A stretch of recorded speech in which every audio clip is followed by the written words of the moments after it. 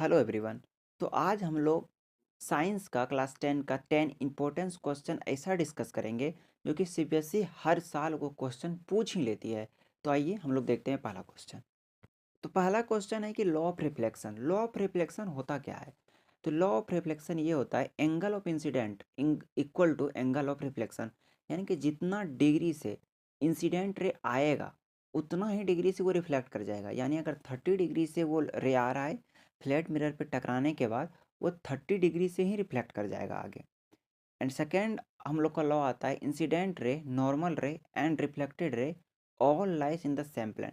यानी तीनों जो ये रे हैं वो तीनों एक प्लेन, क्या कहते हैं,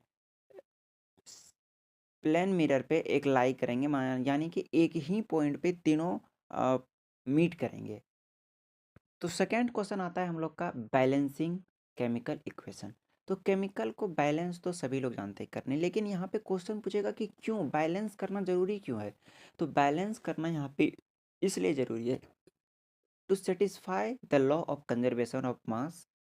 Mass is neither created nor destroyed. The number of atom each element must be same on the both reactant and product side.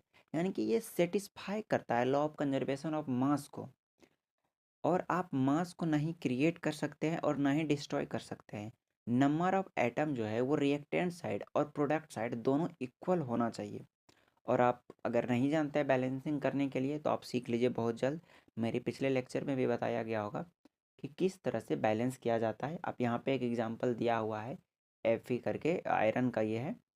तो आयरन H2O के साथ रिएक्ट करके किस तरह प्रोडक्ट बनाता है, क्योंकि बैलेंसिंग केमिकल इक्वेशन काफ़ी इंपॉर्टेंट टॉपिक है, आप एक बार देख लीजिएगा। थर्ड क्वेश्चन जो है हम लोग का वो है फोटोसिंथेसिस।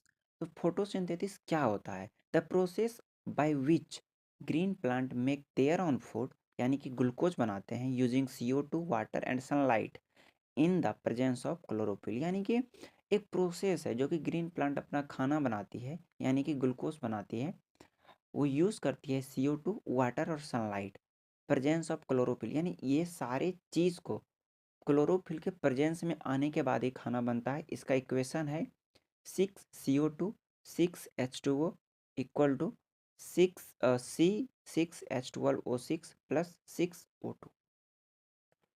फोर्थ जो क्वेश्चन है वो है ओम्स लॉ। तो ओम्स लॉ क्या बताता है? At a constant temperature the current flow through conductor is directly proportional to the potential difference across its end. यानी कि भी इक्वल टू डायरेक्टली प्रोपोर्शनल रहेगा आई का, और भी इक्वल टू IR हो जाएगा। तो नेक्स्ट है पीएच स्केल। तो क्वेश्चन पूछा जाएगा कि पीएच स्केल से आप क्या समझते हैं?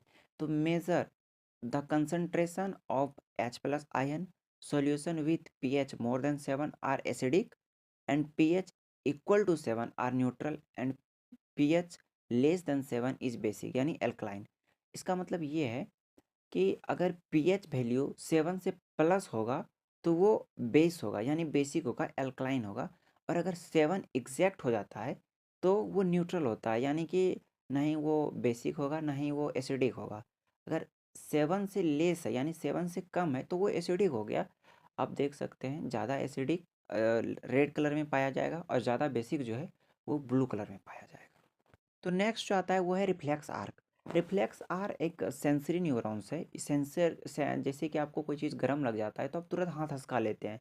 तो कैसे माइंड आपको वो एक्शन बोलता है करने के लिए कि हाथ हँसकाओ, तो वो एक पाथ है।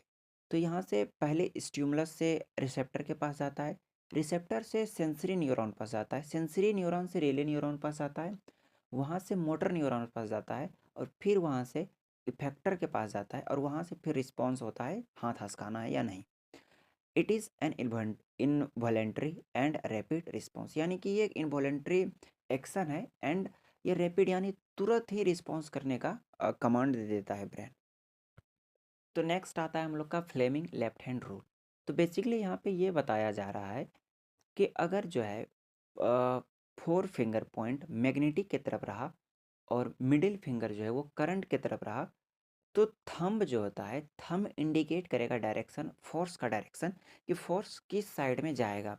अगर आप डेफिनेशन देखते हैं तो stretch the left hand thumb, forefinger and mid finger medially perpendicular if forefinger point to magnetic field and middle finger point the current, then the thumb indicate the direction of the force on the conductor. वही जो हम हिंदी में बताएं वही same चीज़ यहाँ पे है। Next आता है हम लोग का रिलेटिव सीरीज। रिलेटिव सीरीज काफ़ी इंपॉर्टेंट है फॉर केमिस्ट्री। उसमें ये बताया जाता है कि कौन सा मेटल जो है किस मेटल को डिस्प्लेस कर देगा। तो पहला है पोटेशियम जो कि हाई रिएक्टिव मेटल है।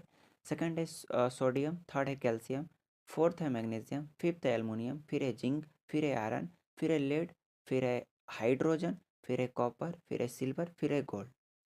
तो ये है a list of metal arranged in decreasing order of their relative.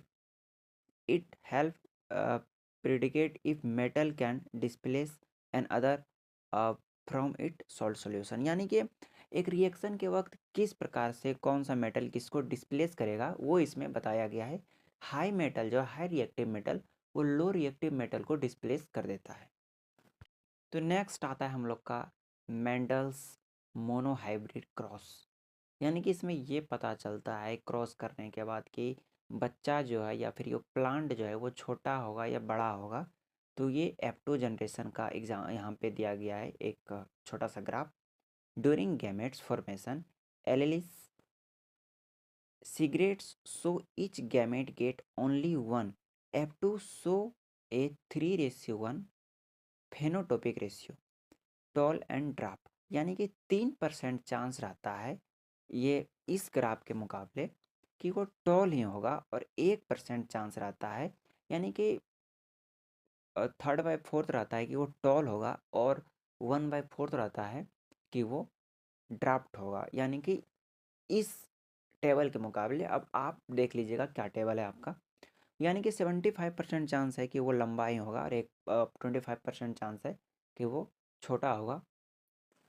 इसी के साथ हमारा सारा क्वेश्चन इम्पोर्टेंट वो ख़त्म हो गया है और नेक्स्ट सीरीज़ में हम देखते हैं कि अगर और कोई इम्पोर्टेंट क्वेश्चन मिला तो हम ज़रूर लाएंगे आपके लिए। एंड आई थिंक कल कल अपलोड कर देंगे। हम सोच रहे हैं कि हिस्ट्री सबका भी लाने के लिए, क्योंकि हिस्ट्री में काफ़ी रिपीटेड क्वेश्चन पूछा जा रहा है।